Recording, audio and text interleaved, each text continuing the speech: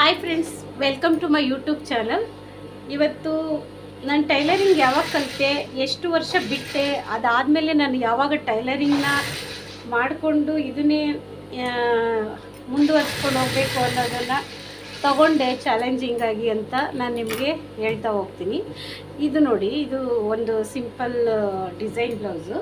ಇದನ್ನು ಸ್ಟಿಚ್ ಮಾಡಿಕೊಂಡು ನಾನು ನಿಮಗೆ ನನ್ನ ಬಗ್ಗೆ ಪರಿಚಯನ ಮಾಡ್ಕೊಳ್ತೀನಿ. ನನ್ನ ಹೆಸರು ಪುಷ್ಪ ಅಂತ. ನಾನು ಇವಾಗ ಆಲ್ರೆಡಿ ಪುಷ್ಪ ಬ್ಲೌಸ್ ಫ್ಯಾಷನ್ ಅಂತ ಮಾಡಿದೆ. ಅದು ಏನೋ ಪ್ರಾಬ್ಲಮ್ ಆಯಿತು, ಅದಕ್ಕೋಸ್ಕರ ನಾನೇನು ಮಾಡಿದೆ, ಹೆಸರನ್ನ ಚೇಂಜ್ ಮಾಡಿ SRP ಬ್ಲೌಸ್ ಡಿಸೈನ್ ಅಂತ ಮಾಡಿದೆ.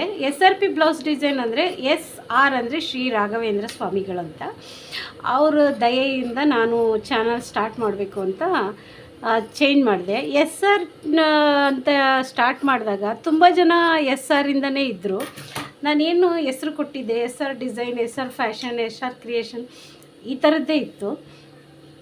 ಸೊ ಹಂಗಾಗಿ P ಅಂದರೆ ನನ್ನ ಹೆಸರು ಪುಷ್ಪ ಇದೆಯಲ್ಲ, ಜೊತೆಗೆ SRP ಅದು ಟೈಪ್ ಮಾಡಿ ನೀವು ನೋಡೋಕ್ಕೂ ಈಸಿ ಆಗುತ್ತೆ ಅಂತ ಹೇಳ್ಬಿಟ್ಟು SRP ಬ್ಲೌಸ್ ಡಿಸೈನ್ ಅಂತ ನಾನು ಯೂಟ್ಯೂಬ್ನ ಮತ್ತು ನೇಮ್ನ ಚೇಂಜ್ ಮಾಡಿದೆ. ಸೊ ಈಗ ಅದು ಒಂದು ಹಂತದಲ್ಲಿ ಹೋಗ್ತಾ ಇದೆ. ಓಕೆ, ಎಲ್ಲರೂ ನೋಡಿ ಸಪೋರ್ಟ್ ಮಾಡಿ, ಸಬ್ಸ್ಕ್ರೈಬ್ ಮಾಡ್ಕೊಳ್ಳಿ ಫ್ರೆಂಡ್ಸ್. ಏನಿದು ನನ್ನ ಬಗ್ಗೆ ಹೇಳ್ತೀನಿ ಅಂದರೆ ಚಾನಲ್ ಬಗ್ಗೆ ಹೇಳ್ತಿದ್ದೀನಿ ಅಂತ ಅಂದ್ಕೋಬೇಡಿ. ನಾನು ಯೂಟ್ಯೂಬ್ ಸ್ಟಾರ್ಟ್ ಮಾಡೋದಕ್ಕೂ ಬೇರೆಯವ್ರ ಚಾನಲ್ ನೋಡಿ ಕೂಡ ನಾನು ಯೂಟ್ಯೂಬ್ನ ಸ್ಟಾರ್ಟ್ ಮಾಡಬೇಕನ್ನಿಸ್ತು. ಅಂದರೆ ನಾನು ತುಂಬ ಕಷ್ಟಪಟ್ಟು ಟೈಲರಿಂಗ್ ಕಲ್ತಿರೋದ್ರಿಂದ ಬೇರೆಯವ್ರಿಗೂ ಕೂಡ ಇದು ಯೂಸ್ ಆಗುತ್ತೆ ಅಂತ ಹೇಳ್ಬಿಟ್ಟು ನಾನು ಈ ವಿಡಿಯೋನ ಮಾಡಿ ತೋರಿಸ್ತಾ ಇದ್ದೀನಿ. ಅಂದರೆ ಸ್ಟಿಚಿಂಗ್ ಮಾಡಿಕೊಂಡು ನಾನು ನಿಮ್ಮ ಹತ್ರ ನನ್ನ ಬಗ್ಗೆ ಹೇಳ್ತಾ ಇದ್ದೀನಿ. ನಾನು ಸುಮಾರು 9th ಸ್ಟ್ಯಾಂಡರ್ಡಲ್ಲಿ ಸ್ಟಾರ್ಟಿಂಗಲ್ಲಿ 8th ಮುಗಿದಾದಮೇಲೆ 9th ಸ್ಟ್ಯಾಂಡರ್ಡಲ್ಲಿ ಟೈಲರಿಂಗ್ ಕಲ್ತ್ಕೊಂಡಿದ್ದು. ನಮ್ಮೂರಲ್ಲಿ ಟೈಲರಿಂಗ್ ಏನು ಹೇಳ್ಕೊಡ್ತಾ ಇರಲಿಲ್ಲ, ಪಕ್ಕದೂರಲ್ಲಿ ಟೈಲರಿಂಗನ್ನ ಹೇಳ್ಕೊಡ್ತಾಯಿದ್ರು. ನಮ್ಮದು ಒಂದು ಹಳ್ಳಿಯಲ್ಲಿ ನಾನು ಟೈಲರಿಂಗ್ ಕಲ್ತ್ಕೊಂಡಿದ್ದು. ಇವಾಗ ನಾನು ನಿಮಗೆ ತೋರಿಸ್ತಾ ಇರೋ ಕಟ್ಟಿಂಗ್ ಥರ ಅವ್ರು ನನಗೆ ಹೇಳ್ಕೊಟ್ಟಿಲ್ಲ, ಬೇರೆ ಥರನೇ ಹೇಳ್ಕೊಟ್ಟಿದ್ದು. ಅಂದರೆ 2 ಫ್ರಂಟು ಬೇಕು, ಎರಡೂ ಒಟ್ಟಿಗೆ ಇಟ್ಟು ಕಟ್ ಮಾಡ್ಕೊಳ್ಳೋದು ಆ ಥರ ರೀತಿಲಿ ಹೇಳ್ಕೊಟ್ಟಿದ್ರು. ಸೊ ನಾನು 9th ಇರಬೇಕಾದ್ರೆ ಏನು ಕಲ್ತಿದ್ದೀನಿ ಅನ್ನೋದು ಅದಾಗಿ ನಾನು 9th ಅರ್ಧ ಅಂದರೆ ಕಲ್ತ್ಕೊಂಡೆ. ಬ್ಲೌಸ್ ಹೊಲಿಯೋದು ಕಲ್ತ್ಕೊಂಡೆ, ಯೂನಿಫಾರ್ಮ್ ಹೊಲಿಯೋದು ಕಲ್ತ್ಕೊಂಡೆ, ಲಂಗ ಬ್ಲೌಸ್ ಹೊಲಿಯೋದು ಕಲ್ತ್ಕೊಂಡೆ, ಡ್ರೆಸ್ಸು ಟಾಪು ಪ್ಯಾಂಟು ಹೊಲಿಯೋದು ಕಲ್ತ್ಕೊಂಡೆ. ಅಂದರೆ ಸ್ವಲ್ಪ ಪೂರ್ತಿಯಾಗಿ ತುಂಬ ವರ್ಷ ಟೈಲರಿಂಗ್ ಎಲ್ಲ ಕಲ್ತ್ಕೊಂಡಿಲ್ಲ. ಒಂದು 6 ತಿಂಗಳು ಹೋಗಿದ್ನ, ಇಲ್ಲ 5 ತಿಂಗಳು ಹೋಗಿದ್ನೋ, ಅಷ್ಟು ನನಗೆ ನೆನಪಿಲ್ಲ. ಅದಾದಮೇಲೆ ನಾನು 9th ಅದನ್ನು ಕಲ್ತ್ಕೊಂಡಾದಮೇಲೆ ಸ್ಟಾಪ್ ಆಯಿತು. ಯಾಕಂದರೆ ಮಿಷಿನೆಲ್ಲ ತೊಗೊಳ್ಳೋ ಥರ ಇರಲಿಲ್ಲ ಆವಾಗ. ಅದಾಗಿ ನಂದು 9th ಆಯಿತು. 10th ಪಾಸ್ ಆದಮೇಲೆ ಕಾಲೇಜ್ ಆದಮೇಲೆ ನಾವು ಬೆಂಗಳೂರಿಗೆ ಶಿಫ್ಟ್ ಆಗ್ತೀವಿ.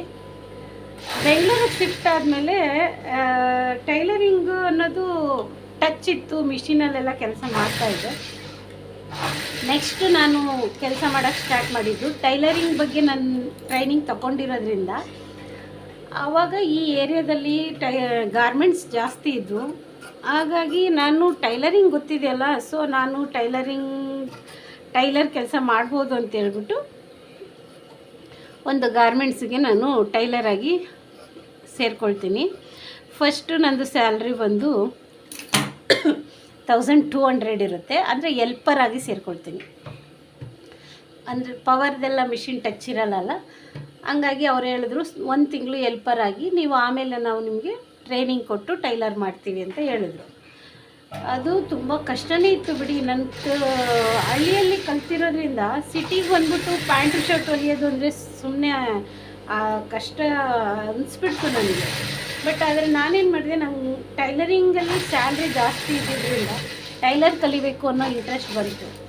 ಪವರ್ ಮಿಷಿನ್ನು ಟ್ರೈನಿಂಗ್ನ ತೊಗೊಂಡೆ. ಅದಾದಮೇಲೆ ನಾನು ಬೇರೆ ಕಡೆ ಕೆಲಸಕ್ಕೆ ಸೇರ್ಕೋಬೇಕಾಗುತ್ತೆ. ಅಂದರೆ ಎಲ್ಪರ್ ಕೆಲಸ ಬಿಟ್ಟು ನಾನು ಟೈಲರಿಂಗ್ಗೆ ಬೇರೆ ಕಡೆ ಹೋಗ್ತೀನಿ. ಅಲ್ಲಿ ನನಗೆ ಸ್ಯಾಲ್ರಿ ಇನ್ಕ್ರೀಸ್ ಆಗುತ್ತೆ. 1600 ಸೆಕೆಂಡ್ ಪೇಮೆಂಟ್, ನಂದು ಟೈಲರ್ ಪೇಮೆಂಟು 1650 ನಾನು ಕರೆಕ್ಟಾಗಿ ನೆನಪಿದೆ ಅದು. ಅಲ್ಲಿ ಕೆಲಸ ಮಾಡಬೇಕಾದ್ರೆ ಬೇರೆ ಕಡೆ ಇನ್ನೊಂದು ಕಂಪ್ನಿಯಲ್ಲಿ 2050 ಅದು ಸ್ಟಾರ್ಟಿಂಗಲ್ಲಿ ಪೇಮೆಂಟ್ ಆಗಿರುತ್ತೆ. ಸರಿ, ನಾನು ಅದನ್ನು ನನಗೆ ಹೆಂಗೂ ಟೈಲರಿಂಗ್ ಬರ್ತಾ ಇದೆಯಲ್ಲ, ನಾನು ಆ ಕಂಪ್ನಿಗೆ ಹೋಗೋಣ ಅಂತ ಹೇಳ್ಬಿಟ್ಟು ನಾನು ಮತ್ತೊಂದು ಕಂಪ್ನಿಗೆ ಹೋಗ್ತೀನಿ. ಅಲ್ಲಿ ನನಗೆ ಸ್ಟಾರ್ಟಿಂಗ್ಗೆ 2090 ರೂಪಾಯಿ ಸ್ಯಾಲ್ರಿ ಫಿಕ್ಸ್ ಮಾಡ್ತಾರೆ. ಆ ಥರ ನಾನು ಗಾರ್ಮೆಂಟ್ಸಲ್ಲಿ 5 ಇಯರ್ಸ್ ಅಥವಾ 5.5 ಇಯರ್ಸ್ ನಾನು ಕೆಲಸ ಮಾಡ್ತೀನಿ. ಟೈಲರಿಂಗ್ ಕಲ್ತಿದ್ದೀನಿ, ಆದರೆ ಕರೆಕ್ಟಾಗಿ ನಾನು ಸ್ಟಿಚ್ ಮಾಡ್ತಾಯಿಲ್ಲ. ಬೇರೆ ಬೇರೆ ಕೆಲಸಗಳು ಮಾಡ್ತಾಯಿದ್ದೀನಿ. ಗಾರ್ಮೆಂಟ್ಸಲ್ಲಿ ಹೋಗಿ ಕೆಲಸ ಮಾಡ್ತಾಯಿದ್ದೀನಿ. ನಾನೇನು ಟೈಲರಿಂಗ್ ಕಲ್ತಿದ್ದೀನಿ ಅದನ್ನು ಪೂರ್ತಿ ಮರ್ತೋಗ್ಬಿಡ್ತೀನಿ. ಗೊತ್ತಿದೆ, ಬಟ್ ಕರೆಕ್ಟಾಗಿ ಎಷ್ಟು ತೊಗೋಬೇಕು, ಏನು ತೊಗೋಬೇಕು ಇದೆಲ್ಲ ಮರ್ತೋಗ್ಬಿಡ್ತೀನಿ. ಯಾಕಂದರೆ ಲಾಂಗ್ ಟೈಮ್ ಆಗುತ್ತಲ್ಲ, ಲಾಂಗ್ ಟೈಮ್ ಆದಮೇಲೆ ನಾನು ಪೂರ್ತಿ ಮರ್ತೋಗ್ಬಿಡ್ತೀನಿ. ಬ್ಲೌಸ್ ಕಟ್ಟಿಂಗ್ ಐಡಿಯಾ ಇದೆ, ಆದರೆ ಸ್ವಲ್ಪ ಸ್ವಲ್ಪ ಮರ್ತೋಗ್ಬಿಡ್ತೀನಿ. ನೆಕ್ ಆ್ಯಂಡ್ ಶೋಲ್ಡರು, ಆರ್ಮೋಲ್ಸು ಇದನ್ನೆಲ್ಲ ಸ್ವಲ್ಪ ಮರ್ತೇ ಬಿಡ್ತೀನಿ. ಅದಾದಮೇಲೆ ನಾನು ಗಾರ್ಮೆಂಟ್ಸ್ಗೆ ಹೋಗಿ ಮತ್ತೆ ನೆಕ್ಸ್ಟು ನಾನೇನು ಮಾಡಿದೆ, ಅಲ್ಲಿ ಸರ್ವಿಸ್ ಆದಮೇಲೆ ನಂದು ಮ್ಯಾರೇಜ್ ಆಗುತ್ತೆ. ಮ್ಯಾರೇಜ್ ಆದಮೇಲೆ ನಾನು ಕೆಲ್ಸಕ್ಕೆ ಹೋಗಲ್ಲ ಅನ್ನೋದು ಗೊತ್ತಾಗುತ್ತೆ. ಸೊ ಕೆಲ್ಸಕ್ಕೆ ಹೋಗಲ್ಲ ಅಂತ ಗೊತ್ತಾದಮೇಲೆ ಏನಾದರೂ ಮಾಡಬೇಕಲ್ಲ ಅಂತ ಮ್ಯಾರೇಜಿಗೆ ಮುಂಚೆ ಒಂದು 3-4 ಮಂತ್ಸ್ ಮನೆಯಲ್ಲೇ ಇರಬೇಕಾಗುತ್ತೆ. ಆ ಟೈಮಲ್ಲಿ ನಾನು ನಮ್ಮ ಅತ್ತೆ ಮನೆಗೆ ಹೋಗ್ತೀನಿ. ಅವರು 2-in-1 ಜಿಗ್ಜಾಗ್ ಮಿಷಿನ್ ತೊಗೊಂಡಿರ್ತಾರೆ. ಜಿಗ್ಜಾಗ್ ಮಿಷಿನ್ ಅವಾಗ ತಾನೇ 2-in-1 ಜಿಗ್ಜಾಗ್ ಮಿಷಿನ್ ಬಂತು. ಯಾವಾಗ ಅಂದರೆ 2003 2-in-1 ಮಿಷಿನ್ ಅಂತ ಬರುತ್ತೆ. ಅವ್ರ ಮನೆಗೆ ಹೋದಾಗ ನನಗೆ ಇಂಟ್ರೆಸ್ಟ್ ಬರುತ್ತೆ. ನಾನು ಜಿಗ್ಜಾಗು ಫಾಲ್ಸ್ ಆದರೂ ಮಾಡಬೇಕು, ಆಮೇಲೆ ಟೈಲರಿಂಗ್ನ ನಾನು ಕಲ್ತ್ಕೋಬೇಕು ಅಂತ ಅಂದ್ಕೊಳ್ತೀನಿ. ಅದಾದಮೇಲೆ ಇಮಿಡಿಯೇಟ್ ನಾನು ಬಂದ್ಬಿಟ್ಟು ಸರ್ಚ್ ಮಾಡ್ತೀನಿ ನಾನು ಮಿಷಿನ್ ತೊಗೋಬೇಕು ಅಂತ. ಇಲ್ಲೇ ನಮಗೆ ಪಕ್ಕದಲ್ಲಿ ನಾನಿರೋ ಏರಿಯಾದಲ್ಲೇ ನನಗೆ ಆ ಮಿಷಿನ್ ಇರೋದು ಗೊತ್ತಾಗುತ್ತೆ. ಅಲ್ಲಿ ಹೋಗ್ಬಿಟ್ಟು ನಾನು ಮಿಷಿನ್ನ ತೊಗೊಳ್ತೀನಿ. ನನ್ನ ಫಸ್ಟ್ ಮಿಷಿನ್ ಬಂದು 3800, ಅಂದರೆ 3800 ರೂಪಾಯಿ ನನ್ನ ಮಿಷಿನ್. ಅಂದರೆ ಜಿಗ್ಜಾಗು ಮತ್ತು ಸ್ಟಿಚಿಂಗ್ ಮಾಡೋ ಮಿಷಿನ್ದು ಚಾರ್ಜು 3800 ರೂಪಾಯಿ. ಇವಾಗೂ ಕೂಡ ನನ್ನ ಹತ್ರ ಇದೆ. ಅದನ್ನು ನಾನು ಯಾವತ್ತೂ ಸೇಲ್ ಮಾಡಲ್ಲ, ಯಾಕಂದರೆ ಅದು ನನಗೆ ತುಂಬ ಕಲಿಸಿದೆ ಮತ್ತು ನನಗೆ ತುಂಬ ಎಲ್ಪ್ ಕೂಡ ಮಾಡಿದೆ ಆ ಮಿಷಿನು. ಹಾಗಾಗಿ ನಾನು ಆ ಮಿಷಿನ್ ಮಾತ್ರ ಮಾರಕ್ಕೆ ಹೋಗಲ್ಲ. ಅದು ನನ್ನ ಜೊತೆ ತುಂಬ ವರ್ಷ ಇನ್ನೂ ಜೊತೆಲಿ ಜರ್ನಿ ಮಾಡುತ್ತೆ. ಅದಿಲ್ಲ ಅಂದರೆ ನನಗೆ ಕೆಲಸ ಆಗಲ್ಲ. ಇವಾಗ ಅದನ್ನು ನಾನು ಬಿಟ್ಟು ಪವರ್ ಮಿಷಿನ್ ತೊಗೊಂಡಿದ್ದೀನಿ. ಅದಾದಮೇಲೆ ಸುಮಾರು ವರ್ಷ ಅದರಲ್ಲೇ ನಾನು ಜಿಗ್ಜಾಗು ಮತ್ತು ಬ್ಲೌಸ್ ಎಲ್ಲ ಸ್ಟಿಚ್ ಮಾಡಿಕೊಂಡು ನೆಕ್ಸ್ಟು ಸಪ್ರೇಟು ಪವರ್ ಮಿಷಿನ್ ಹೆಂಗೂ ನನಗೆ ಟ್ರೈನಿಂಗ್ ಗೊತ್ತಿತ್ತಲ್ವ, ಆಗ ನಾನು ಪವರ್ ಮಿಷಿನ್ನ ಸ್ಟಿಚಿಂಗಿಗೆ ಅಂತ ತೊಗೊಳ್ತೀನಿ. ಆಗ ನಾನು ಪವರ್ ಮಿಷಿನ್ ತೊಗೊಂಡು ನೆಕ್ಸ್ಟು ನಾನು ಅದೇ ಥರ ಕಂಟಿನ್ಯೂ ಮಾಡ್ತೀನಿ. ತುಂಬ ಇಂಟ್ರೆಸ್ಟಿಂಗ್ ಅಂದರೆ ಬೆಂಗಳೂರಲ್ಲಿ ತುಂಬ ಬ್ಲೌಸ್ದು ಸ್ಟಿಚಿಂಗು ತುಂಬ ಕಷ್ಟ ಆಗಿಬಿಡ್ತು. ಅವಾಗ ಹಳ್ಳೀಲಿ ಕಲ್ತಿರೋ ಸ್ಟೈಲ್ಗಿಂತ ಬೆಂಗಳೂರಲ್ಲಿ ಸ್ಟಿಚಿಂಗ್ ಮಾಡೋದು ತುಂಬ ಕಷ್ಟ ಆಯಿತು. ನಾನು ಯಾರ್ಯಾರು ನನಗೆ ಗೊತ್ತಿರೋರು ಫ್ರೆಂಡ್ಸು ಕೆಲವರೆಲ್ಲರೂ ಇದ್ದರು, ಅವ್ರ ಹತ್ರ ಎಲ್ಲ ಕೇಳಿ ನಾನು ಮರ್ತಿರೋದನ್ನೆಲ್ಲ ಮತ್ತೆ ಕಲ್ತ್ಕೊಂಡೆ. ಅಂದರೆ ನನಗೆ ಗೊತ್ತಿತ್ತಲ್ವ, ಸ್ವಲ್ಪ ಟ್ರೈ ಮಾಡಿದೆ. ಮನೆಯಲ್ಲೇ ಒಂದು 4-5 ಬ್ಲೌಸ್ ಎಲ್ಲರಿಗೂ ಹೊಲಿಯೋಕ್ಕೆ ಟ್ರೈ ಮಾಡಿದೆ. ಆವಾಗ ನೆಕ್ ಆ್ಯಂಡ್ ಶೋಲ್ಡರ್ಗೂ ನಾನು ಸ್ವಲ್ಪ ಪ್ರಾಬ್ಲಮ್ ಆಗ್ತಾಯಿತ್ತು. ಇವಾಗೂ ಬರೋದು ಎಲ್ಲರಿಗೂ ಪ್ರಾಬ್ಲಮ್ ಅದೇ, ನೆಕ್ ಆ್ಯಂಡ್ ಶೋಲ್ಡರು. ಅದಾದಮೇಲೆ ನಾನು ತುಂಬ ಟ್ರೈ ಮಾಡಿ ಸ್ಟಿಚಿಂಗ್ನ ಕಲ್ತ್ಕೊಂಡೆ. ತುಂಬ ಬೆನಿಫಿಟ್ ಆಯಿತು. ಇವಾಗ ನಾನು ಪರ್ಮನೆಂಟಾಗಿ ಸ್ಟಿಚ್ ಮಾಡ್ತಾಯಿದ್ದೀನಿ. ತುಂಬ ಇಂಟ್ರೆಸ್ಟ್ ನನಗೆ. ದಿನ ನನಗೆ ಮಿಷಿನ್ ಮೇಲೆ ಕುತ್ಕೊಳ್ಳಿಲ್ಲ ಅಂದರೆ ಆಗೋದೇ ಇಲ್ಲ. ಸ್ಟಿಚ್ ಮಾಡ್ತೀನಿ. ಸ್ಟಾರ್ಟಿಂಗ್ ಡೇಸಲ್ಲಿ 5ರಿಂದ 6, 7 ಈ ಥರ ಬ್ಲೌಸ್ಗಳೆಲ್ಲ ಸ್ಟಿಚ್ ಮಾಡಿದ್ದೀನಿ. ಇವಾಗ ಸ್ವಲ್ಪ ಕಡಿಮೆ ಮಾಡಿದ್ದೀನಿ, ಯಾಕಂದರೆ ಇವಾಗ ತುಂಬ ಡಿಸೈನ್ ವರ್ಕು. ಆವಾಗೆಲ್ಲ ಡಿಸೈನ್ ವರ್ಕೇ ಇರಲಿಲ್ಲ, ಬರೀ ರೌಂಡ್ ನೆಕ್ಕು, ಬಾಕ್ಸ್ ನೆಕ್ಕು, ವಿ ನೆಕ್ಕು ಈ ಥರದೇ ಬ್ಲೌಸ್ ಇತ್ತು.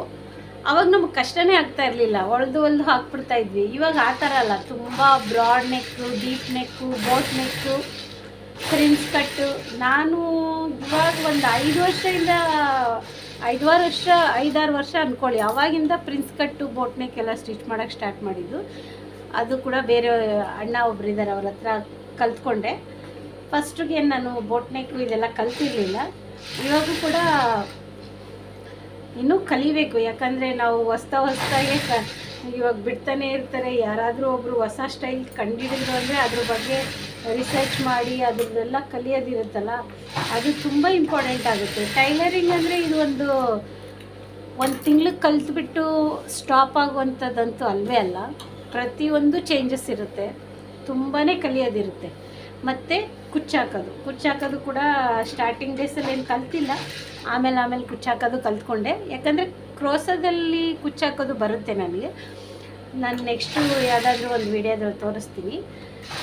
ಈ ಕ್ರೋಸದಲ್ಲಿ ಕುಚ್ಚಾಕೋದಕ್ಕಿಂತ ನಾನು ಶಾಲ್ಗಳು ಮತ್ತು ರಿಬ್ಬನ್ಸ್ಗಳು ಇದೆಲ್ಲನೂ ನಾನು 9th ಇರುವಾಗಲೇ ಹಾಕ್ತಾಯಿದ್ದೆ. ಯಾಕಂದರೆ ಅವಾಗೇ ಕೂಡ ನನಗೆ ಇಂಟ್ರೆಸ್ಟ್ ಇರ್ತಾಯಿತ್ತು. ಮತ್ತು ಕ್ಲಾತಲ್ಲಿ ರಿಬ್ಬನ್ಸ್ ಮಾಡೋದು, ಅದು ನಾನು ಒಂದು ವಿಡಿಯೋದಲ್ಲಿ ತೋರಿಸ್ತೀನಿ. ನಾನು ಆ ಟೈಮಲ್ಲೇ ಅದನ್ನು ಕಲ್ತ್ಕೊಂಡಿದ್ದೆ. ಇವಾಗ ನೆಕ್ಸ್ಟ್ ಒಂದು ವಿಡಿಯೋದಲ್ಲಿ ಹೇಗೆ ರಿಬ್ಬನ್ಸ್ ಮಾಡ್ತಾಯಿದ್ದೆ ಅಂತ ನಾನು ತೋರಿಸ್ತೀನಿ. ತುಂಬ ವೆರೈಟಿ ಆಫ್ ರಿಬ್ಬನ್ಸ್ಗಳು ಮಾಡೋದು, ಫ್ರೆಂಡ್ಸ್ಗೆಲ್ಲ ಕೊಡೋದು, ಆ ಥರ ಮಾಡ್ತಾಯಿದ್ದೆ. ಆವಾಗ ನಾನು ಟೈಲರಿಂಗ್ ಕಲಿಯುವಾಗ ಒಂದು ಮಂತ್ಗೆ 25 ರೂಪೀಸ್ ಇರ್ತಾಯಿತ್ತು. ಯಾರಾದರೂ ಬ್ಲೌಸ್ ಸ್ಟಿಚ್ ಮಾಡಿಕೊಡ್ತೀರಿ ಅಂದರೆ ಅದು 5 ರೂಪಾಯೋ 4 ರೂಪಾಯೋ ಇರ್ತಾಯಿತ್ತು ಅಷ್ಟೇ. ಅದು ಕಡಿಮೆ ಅನ್ಕೋತೀನಿ. ಯಾವುದೋ ಒಂದು ನೈಟಿ ಸ್ಟಿಚ್ ಹಾಕಲಿಕ್ಕೆ 30 ಪೈಸೆ 40 ಪೈಸೆ ಈ ಥರ ಕೊಡ್ತಾಯಿದ್ರು. ನಾನು ಅದನ್ನೆಲ್ಲ ಸೇವಿಂಗ್ಸ್ ಮಾಡಿಕೊಂಡು ಮಂತ್ಲಿ 25 ರೂಪೀಸ್ ಕಟ್ಟೋದಿರುತ್ತಿತ್ತಲ್ಲ, ಅದನ್ನು ಮಾಡ್ತಾಯಿದ್ದೆ. ಮತ್ತು ಅಲ್ಲಿ ಏನು ಪೂರ್ತಿ ಒನ್ ಡೇ ಪೂರ್ತಿ ನಮಗೇನು ಕ್ಲಾಸಸ್ ಎಲ್ಲ ಹೇಳ್ಕೊಡ್ತಾ ಇರಲಿಲ್ಲ. 1 ಅವರ್ ಕ್ಲಾಸ್ ಹೇಳ್ಕೊಡ್ತಾಯಿದ್ರು. 1 ಅವರ್ ಕ್ಲಾಸು ವಾರದಲ್ಲಿ 2 ಡೇಸು ನಮಗೆ ಪೇಪರ್ ಕಟ್ಟಿಂಗ್ ಅಂತ ಮಾಡ್ತಾಯಿದ್ರು. ಸ್ಟಾರ್ಟಿಂಗ್ ಎಲ್ಲ 1 ವೀಕ್ 15 ಡೇಸ್ ನಮಗೆ ಮಿಷಿನ್ ಕಂಟ್ರೋಲ್ ಬಗ್ಗೆನೇ ಹೇಳ್ಕೊಡ್ತಾಯಿದ್ರು. ಹಿಂದೆ ತುಳಿಬಾರ್ದು, ಮುಂದೆ ಮಾಡಬೇಕು, ಆಮೇಲೆ ಕಾಜಾ ಮಾಡೋದು, ಉಕ್ಸು ಮಾಡೋದು. 1 ತಿಂಗಳು ಇದರಲ್ಲೇ ಹೋಗ್ಬಿಡ್ತು ಬಿಡಿ. ನಮಗೇನು ನೀಟಾಗಿ ನಮಗೇನು ಕಲಿಯೋಕ್ಕಾಗಲಿಲ್ಲ 1 ತಿಂಗಳಲ್ಲಿ. ನಾನು ಚಿಕ್ಕವಳು ಕೂಡ ಆಗಿದ್ದೆ. ಮತ್ತು ನಾನೇನು ಮಾಡ್ತಾಯಿದ್ದೆ, ಬೇರೆಯವರು ಹೊಲಿಯೋದನ್ನ ಜಾಸ್ತಿ ಅಬ್ಸರ್ವ್ ಮಾಡ್ತಾಯಿದ್ದೆ. ಹಂಗಾಗಿ ನಾನು ಸ್ವಲ್ಪ ಬೇಗ ಕಲಿತೆ ಅಂತ ಹೇಳ್ಕೊಬೋದು. ನಂದು 1 ಅವರ್ ಮುಗಿದಾದ್ಮೇಲೆ ನಾನು ಬೇರೆಯವ್ರು ಹೊಲಿಯೋದು, ಅವ್ರಿಗೆ ಹೆಲ್ಪ್ ಮಾಡೋದು, ಅವ್ರೇನಾದರೂ ಹೇಳಿದ್ರೆ ಸ್ವಲ್ಪ ನೋಡಿಕೊಂಡು ಅದನ್ನು ಟ್ರೈ ಮಾಡೋದು. ಅಂದರೆ ಬೇರೆ ಬ್ಯಾಚ್ ಇರ್ತಾರಲ್ಲ, ಸ್ವಲ್ಪ ಕಲಿತಾ ಇರ್ತಾರಲ್ಲ, ಆ ಬ್ಯಾಚ್ ಅವ್ರನ್ನ ಅಬ್ಸರ್ವ್ ಮಾಡಿ ನಾನು ಸ್ವಲ್ಪ ಫಾಸ್ಟಾಗಿ ಟೈಲರಿಂಗ್ನ ಕಲ್ತ್ಕೊಂಡಿದ್ದೆ. ಅದು ನೆಕ್ಸ್ಟು ನನಗೆ ಇವಾಗ ಯೂಸ್ ಆಗ್ತಾಯಿದೆ. ಇಷ್ಟೆಲ್ಲ ಇರುತ್ತೆ ಟೈಲರಿಂಗ್. ತುಂಬ ಇಂಟ್ರೆಸ್ಟ್ ಇದ್ದವ್ರಿಗೆ ಮಾತ್ರ ಟೈಲರಿಂಗ್ ಮಾಡೋಕ್ಕಾಗೋದು. ತುಂಬ ಮಿಸ್ಟೇಕ್ಸ್ಗಳು ಬರ್ತಾ ಇರುತ್ತೆ, ತುಂಬ ಕೋಪ ಮಾಡ್ಕೊಳ್ತಾರೆ, ಬೇಡ ಅಂತಾರೆ, ಈ ಥರದ್ದೆಲ್ಲ ಇರುತ್ತೆ. ಎಲ್ಲನೂ ಕೂಡ ಮ್ಯಾನೇಜ್ ಮಾಡ್ಕೊಂಡು ಹೋಗಬೇಕು. ಕೆಲವು ಸರಿ ಮಿಸ್ಟೇಕ್ಸು ಮೆಜರ್ಮೆಂಟ್ ಬ್ಲೌಸಿಂದನೂ ಆಗುತ್ತೆ, ನಮ್ಮಿಂದನೂ ಆಗುತ್ತೆ. ಹಾಗೆ ಕೂಡ ನಾನೇನು ಒಂದೇ ಸರಿ ಟೈಲರಿಂಗ್ ಕಲ್ತ್ಕೊಂಡಿಲ್ಲ. ತುಂಬ ಮಿಸ್ಟೇಕ್ ಆದಮೇಲೆ ನಾನು ಟೈಲರಿಂಗ್ನ ಕಲ್ತ್ಕೊಂಡಿದ್ದೀನಿ. ತುಂಬ ಬೆನಿಫಿಟ್ ಕೂಡ ಇದೆ. ಇದನ್ನು ನಾವು ಮನೆಯಲ್ಲೇ ಇರೋದ್ರಿಂದ ಆರಾಮಾಗಿ ಮನೆ ಕೆಲಸ ಎಲ್ಲ ಮಾಡಿಬಿಟ್ಟು ಟೈಲರಿಂಗ್ ಮಾಡ್ಬೋದು. ಆದರೆ ಟೈಲರಿಂಗ್ ಬಗ್ಗೆ ಫ್ಯಾಷನ್ ಇರಬೇಕು ಮತ್ತು ಇಂಟ್ರೆಸ್ಟ್ ಕೂಡ ಇರಬೇಕು. ಇವಾಗ ಹೊಸದಂದರೆ ಇವಾಗ ಬೆಂಗಳೂರಲ್ಲಂತೂ ತುಂಬ ಡಿಫ್ರೆಂಟಾಗಿ ಕೇಳ್ತಾರೆ. ನೆಕ್, ಶೋಲ್ಡರು 1.25 ಇಂಚ್ ಇರಬೇಕು, 1 ಇಂಚ್ ಇರಬೇಕಂತ. ನಾನು ಕಲಿಯಬೇಕಾದ್ರೆ 3 ಇಂಚ್ ಶೋಲ್ಡ್ರ್ ಇರ್ತಾಯಿತ್ತು. 2.25 ತೊಗೊಳ್ತಾಯಿದ್ವಿ, 2 ತೊಗೊಳ್ತಾಯಿದ್ವಿ ನೆಕ್ ಆ್ಯಂಡ್ ಶೋಲ್ಡರು. ಆಮೇಲೆ 5.5, 6 ಈ ಥರ ತೊಗೊಳ್ತಾಯಿದ್ವಿ. ನಂದು ಮ್ಯಾರೇಜ್ದು ಬ್ಲೌಸ್ ಇದೆ, ನಾನು ಸ್ಟಿಚ್ ಮಾಡಿರೋ ಟೈಮಲ್ಲಿ ನನ್ನ ಮ್ಯಾರೇಜ್ ಬ್ಲೌಸ್ ಇವಾಗಲೂ ಇದೆ ನನ್ನ ಹತ್ರ. ಅದು ನಾನು ನಿಮಗೆ ತೋರಿಸ್ತೀನಿ ಯಾವ ಥರ ಇದೆ ಅಂತ. ಆ ಥರ ಬ್ಲೌಸ್ಗಳು ಇವಾಗ ಬಂದರೂ ಕೂಡ ಆರಾಮಾಗಿ ಹೊಲ್ಕೊಟ್ಬಿಡ್ಬೋದು, ಕರೆಕ್ಟಾಗಿ ಕುತ್ಕೊಂಡ್ಬಿಡುತ್ತೆ. ಯಾಕಂದರೆ ಆ ಥರದ್ದು ಬೇರೆ ಥರನೇ ಇರುತ್ತೆ ಅದು ಕಟ್ಟಿಂಗು, ಸ್ವಲ್ಪ ಈಸಿಯಾಗಿ ಹೊಲ್ದ್ಬಿಡ್ಬೋದು. ಇವಾಗಿನ ಕಸ್ಟಮರ್ಗೆ ಆ ಥರ ಹೊಲಿಯೋಕ್ಕಾಗಲ್ಲ. ತುಂಬ ಕೇಳ್ತಾರೆ, ಫಿಟ್ಟಿಂಗ್ ಕೇಳ್ತಾರೆ. ಚೆಸ್ಟ್ ಹತ್ರನೂ ಕರೆಕ್ಟಾಗಿರಬೇಕು, ಅಪ್ಪರ್ ಚೆಸ್ಟು ಮಿಡಲ್ ಚೆಸ್ಟ್ ಕರೆಕ್ಟಾಗಿರಬೇಕು, ಡೀಪ್ ಇರಬೇಕು, ಶೋಲ್ಡ್ರ್ ಡ್ರಾಪ್ ಆಗಬಾರ್ದು, ರಿಂಕಲ್ಸ್ ಬರಬಾರ್ದು, ಎಷ್ಟು ವೆರೈಟಿ. ಆಮೇಲೆ ನಾನು ನಿಮಗೆ ತೋರಿಸಿರೋ ಥರ ಸ್ಲೀವ್ಲೆಸ್ ಕೇಳ್ತಾರೆ. ಸ್ಲೀವ್ಲೆಸ್ಗೆ ಎಷ್ಟು ಮೆಜರ್ಮೆಂಟ್ ತೊಗೋಬೇಕು, ಎಷ್ಟು ಮೈನಸ್ ಮಾಡಬೇಕು, ಡ್ರೆಸ್ಸು, ಬೋಟ್ ನೆಕ್ ತುಂಬ ಇದೆ. ನಾನು ಇನ್ನೂ ತುಂಬ ನಿಮಗೆ ವೀಡಿಯೋಸ್ಗಳನ್ನ ತೋರಿಸ್ಬೇಕು. ಕಾಲರ್ ಡ್ರೆಸ್ ತೋರಿಸ್ಬೇಕು, ಕಾಲರ್ ಬ್ಲೌಸ್ ತೋರಿಸ್ಬೇಕು. ನಾನು ಏನು ತೋರಿಸೋಣ ಅಂತಂದರೆ ನನಗೆ ಸ್ಟಿಚ್ ಮಾಡಿ ತೋರಿಸ್ಕೋಬೇಕಾಗುತ್ತೆ. ಕಸ್ಟಮರ್ದು ತುಂಬ ಬಟ್ಟೆ ಬರುತ್ತೆ ನನ್ನ ಹತ್ರ. ಹಂಗಾಗಿ ನನ್ನ ಬ್ಲೌಸ್ ಸ್ಟಿಚ್ ಮಾಡ್ಕೊಳ್ಳೋದು ಲಾಸ್ಟ್ ಮೂಮೆಂಟಲ್ಲಿ ನಾನು ಸ್ಟಿಚ್ ಮಾಡ್ಕೊಳ್ತೀನಿ. ನಾಳೆ ಹಾಕ್ಕೋಬೇಕಂದ್ರೆ ಇವತ್ತು ನೈಟ್ ಕೂತ್ಕೊಂಡು ಸ್ಟಿಚ್ ಮಾಡ್ತೀನಿ.